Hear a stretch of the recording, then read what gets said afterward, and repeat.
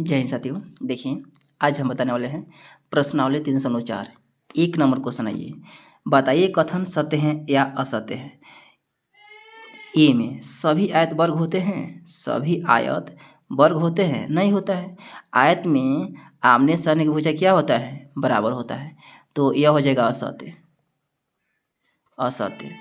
B number देखिए, सभी पतंग सम चतुर्भुज होती हैं, तो पतंग कैसा होता है, थोड़ा सा तिरछा होता है, लेकिन यह समकोण पर समद्विभाजित करता है। तो ये क्या है, यह सम्मुख जो आसन जो भुजा होता है, ये क्या होता है, बराबर नहीं होता है। इसका दो क्या है, दो युग्म होता है। और सम में सम चतुर्भुज में चारों भुजा बराबर होता है, इसलिए यह असत्य है। ये भी क्या है, नहीं होगा। बी के बाद में सी नंबर, सॉरी यह है ई नंबर, ई नंबर है, बी नंबर यहाँ पर है। बी नंबर देखिए, सभी सम चतुर्भुज समांतर चतुर्भुज होते हैं, सभी सम चतुर्भुज, सभी सम चतुर्भुज तो समांतर चतुर्भुज होते हैं, बिल्कुल होते हैं। सम में क्या होता है कि चारों भुजा बराबर होता है, और सम्मुख भुजा क्या होता है, समांतर होता है। और समांतर में भी दोनों आमने सामने भुजा क्या होता है, समांतर होता है। यह सत्य है, बी नंबर सत्य हो जाएगा। बी के बाद में सी नंबर, सी नंबर यह है। देखिए, हम ई नंबर यहाँ बता चुके हैं। सी नंबर, सभी वर्ग सम चतुर्भुज और आयत भी होते हैं, सभी वर्ग, सभी वर्ग। यहाँ पर वर्ग कैसा रहता है, चारों भुजा बराबर होता है, और चारों भुजा बराबर होता है, और प्रत्येक कोण भी कितना होता है, 90 डिग्री होता है, पता है कि नहीं। तो सभी वर्ग सम चतुर्भुज और आयत भी हो सकते हैं, आयत भी होते हैं बिल्कुल, क्योंकि सम में होता है, सम चतुर्भुज में चारों भुजा बराबर, तो बिल्कुल इसका गुण आ जाएगा इसमें। और आयत भी हो सकते हैं, तो बिल्कुल हो सकते हैं। आयत में चारों को 90 डिग्री होता है, इससे भी 90 डिग्री है, तो बिल्कुल सत्य है ये, सत्य। ई के बाद में सी के बाद में डी नंबर देखिए, यहाँ डी नंबर यहाँ पर हम बता देते हैं। डी, सभी वर्ग समांतर चतुर्भुज नहीं होते हैं। देखिए, सभी वर्ग समांतर चतुर्भुज नहीं होते, ये गलत दिया है। ये समांतर चतुर्भुज हो सकता है, क्योंकि वर्ग में सम्मुख भुजा क्या होता है, समांतर होता है कि नहीं समांतर, तो यह हो जाएगा असत्य हो जाएगी, असत्य। डी के बाद में ई के बाद में एफ नंबर। ई यहाँ पर बन चुका है, ई यहाँ पर आप लिख लीजिएगा। एफ नंबर देखिए, सभी सम चतुर्भुज पतंग होते हैं, सभी सम चतुर्भुज पतंग होते हैं। तो सम चतुर्भुज कैसा होता है, चारों भुजा बराबर, और दोनों विकर्ण एक दूसरे को समकोण पर प्रतिच्छेद करता है, हो सकता है, सत्य हो जाएगा। क्योंकि पतंग में भी इसका दोनों विकर्ण क्या होता है, एक दूसरे पर समकोण पर समद्विभाजित करता है, हो सकता है। एफ के बाद में जी नंबर, सभी समांतर चतुर्भुज समलंब होते हैं, सभी समांतर चतुर्भुज या आमने सामने की भुजा क्या होता है, इसमें बराबर होता है, तो समलंब हो सकता है, बिल्कुल हो सकता है, क्योंकि समलंब में एक युग जो होता है भुजा जो क्या होता है, समांतर होता है, तो बिल्कुल हो सकता है, यह सत्य हो जाएगा, सत्य। जी के बाद में एच नंबर, सभी वर्ग समलंब होते हैं, सभी वर्ग समलंब होते हैं इसमें। तो समलंब का गुण क्या होता है कि दो आमने सामने की भुजा में से एक युग में समांतर होते हैं, इसमें तो समांतर है एक युग, तो सत्य हो जाएगा, सत्य हो जाएगा। अब देखिए, ये तो सब बन गया। 2 नंबर क्वेश्चन, 2 का ए नंबर, 2 नंबर क्वेश्चन कर रहा है कि उन सभी चतुर्भुजों की पहचान कीजिए जिसमें चारों भुजा बराबर लंबाई की हो। अब बताइए, चारों भुजा बराबर लंबाई की हो, तो एक होता है वर्ग और दूसरा होता है सम चतुर्भुज, ये ना होता है। बाकी किसी का चारों भुजा बराबर नहीं होता है। ए के बाद में बी नंबर देखिए, यहाँ बी नंबर, 4 समकोण हो, तो 4 समकोण हो तो एक होता है वर्ग और दूसरा होता है आयत। वर्ग और आयत में ही 4 समकोण होता है, बाकी किसी चतुर्भुज में नहीं होता है। अब 2 के बाद में 3 नंबर, बताइए कैसे एक वर्ग, देखिए आपको बताना है कैसे यह एक जो वर्ग है, इस तरह से यह 3 नंबर क्वेश्चन है।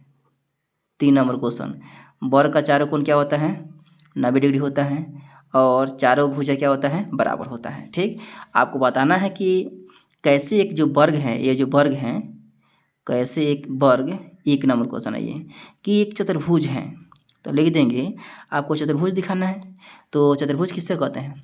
4 सरल रेखा खंडों से घिरी या बंद आकृति को चतुर्भुज कहते हैं। तो इसमें 4 गो हैं, है कि नहीं? तो लिख देंगे 4 रेखाखंड, 4 रेखाओं से घिरे या बंद आकृति हैं, घिरे या बंद आकृति हैं, बंद आकृति हैं। इसलिए यह चतुर्भुज है, इसलिए यह चतुर्भुज है। एक के बाद में 2 नंबर की एक समांतर चतुर्भुज है। आपको बताना है जो यह जो वर्ग है यह कैसे एक समांतर चतुर्भुज है। तो समांतर चतुर्भुज का गुण क्या होता है? इसकी आमने सामने की भुजा क्या है? समांतर हो। तो वर्ग में क्या होता है? समांतर होता है। लिख देंगे वर्ग की सम्मुख भुजा समांतर होती है, वर्ग की सम्मुख भुजा समांतर होती हैं, समांतर होती हैं। इसलिए 2 नंबर क्या कर रहा है? 2 नंबर, इसलिए यह समांतर चतुर्भुज है, समांतर चतुर्भुज है। 2 के बाद में 3 नंबर क्वेश्चन कि यह जो वर्ग है कैसे एक सम चतुर्भुज है। तो सम चतुर्भुज कैसे हैं? तो सम चतुर्भुज का परिभाषा क्या है, इसका गुण क्या है? चारों भुजा जो होता है बराबर होता है। तो वर्ग में भी बराबर होता है। लिख देंगे वर्ग की चारों भुजा बराबर होता है, वर्ग की चारों भुजा बराबर होता है। इसलिए यह एक सम चतुर्भुज है, सम चतुर्भुज है। 3 के बाद में 4 नंबर आइए। एक आयत है, आपको बताना है जो वर्ग जो है यह कैसे एक आयत है। तो वर्ग की चारों कोण क्या होता है? 90 डिग्री। आयत में भी 90 डिग्री। तो लिख देंगे वर्ग की चारों कोण 90 डिग्री होता है, वर्ग की चारों कोण 90 डिग्री होता है। इसलिए यह एक आयत भी है, आयत भी है। हो गया। 4 के बाद में 5 है? नहीं है। 4 नंबर क्वेश्चन देखिए, एक चतुर्भुज का नाम बताइए जिसका जो विकर्ण है एक दूसरे को समद्विभाजित करता है। अब बताइए। 1 नंबर समद्विभाजित करता है, तो वर्ग का भी करता है और आयत का भी करता है कि नहीं? वर्ग और आयत हो जाएगी, ठीक। 1 के बाद में 2 नंबर एक दूसरे को समद्विभाजित करता है, आयत और वर्ग होगा। अब इसके बाद एक दूसरे पर लंब समद्विभाजित हो, एक दूसरे पर लंब समद्विभाजित हो, तो एक होता है वर्ग और दूसरा होता है समचतुर्भुज। समचतुर्भुज और तीसरा होता है पतंग भी होता है। दोनों विकर्ण क्या होता है? एक दूसरे पर लंब समद्विभाजित करता है। आप क्या है थ्योरी पढ़ लीजिएगा, उसमें सब क्या है परिभाषा के साथ हम फॉर्मूला सब क्या लिखवा चुके हैं।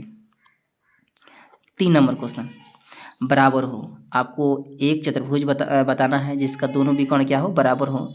दोनों विकर्ण बराबर हो तो आयत में होता है और वर्ग में होता है। दोनों विकर्ण क्या होता है? बराबर होता है, आयत और वर्ग में होता है। 5 नंबर क्वेश्चन देखिए, 5 नंबर क्वेश्चन में है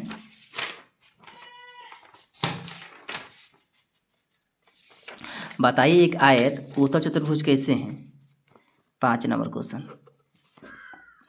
आयत जो होता है वह क्या होता है? आमने सामने की भुजा बराबर होता है, ये ना होता है। तो आपको बताना है जो यह जो आयत है कैसे उत्तल चतुर्भुज है, आपको यह बताना है। देखिए इसका दोनों विकर्ण कहाँ होता है? इसका दोनों विकर्ण यह चतुर्भुज की अंतभाग में है कि नहीं?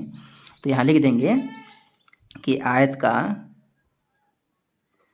आयत का दोनों विकर्ण एक दूसरे को दोनों विकर्ण सॉरी यहाँ आयत का दोनों विकर्ण चतुर्भुज के अंतभाग में है। अंत क्या मतलब इसका अभ्यंतर में है, अंत भाग में है, इसलिए यह एक उत्तल चतुर्भुज भी है। हो गया। 5 के बाद में 6 नंबर क्वेश्चन देखिए। ABC एक समकोण त्रिभुज है। देखिए ABC एक समकोण त्रिभुज है। समकोण त्रिभुज कैसा होता है? समकोण त्रिभुज एक कोण क्या है 90 डिग्री होता है। ठीक, अब इसको क्या किया है किताब में कि इस तरह से मिला दिया है, या हम मिला भी देंगे क्योंकि उसमें लिखा है समकोण त्रिभुज। ठीक, तो अगर हम मिला देंगे तो यह हो जाएगा आयत। तो हम लोग जानते हैं कि आयत का दोनों विकर्ण एक दूसरे को समद्विभाजित करता है। जब यहाँ से यहाँ तक 5 है तो यहाँ से यहाँ तक भी 5 होगा। यहाँ पर सॉरी देखिए यहाँ पर कुछ छूटा है, इसका दोनों विकर्ण ये समद्विभाजित करता है तो समांतर का भी होता है।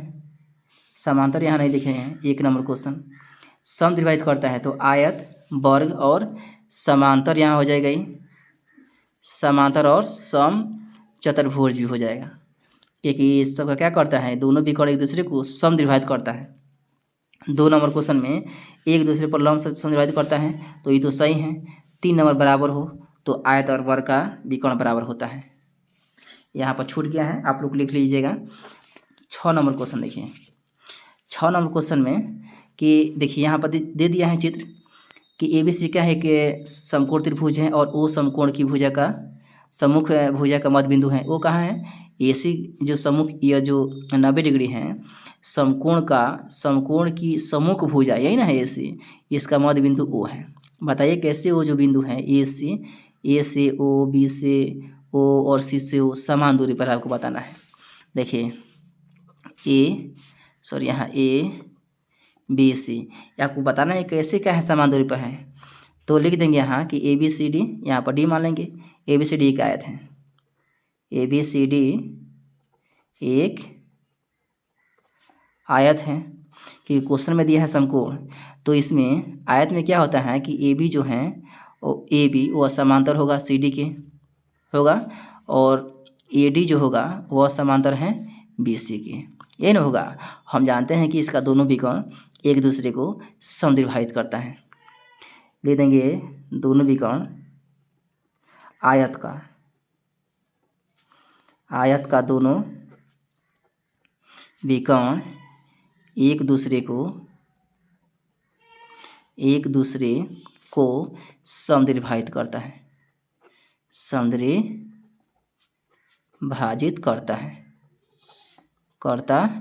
ठीक, जब समद्विभाजित करता है तो O से A की जितना लंबाई होगा उतना ही लंबाई O से B की होगा, उतना ही लंबाई O से C को होगा।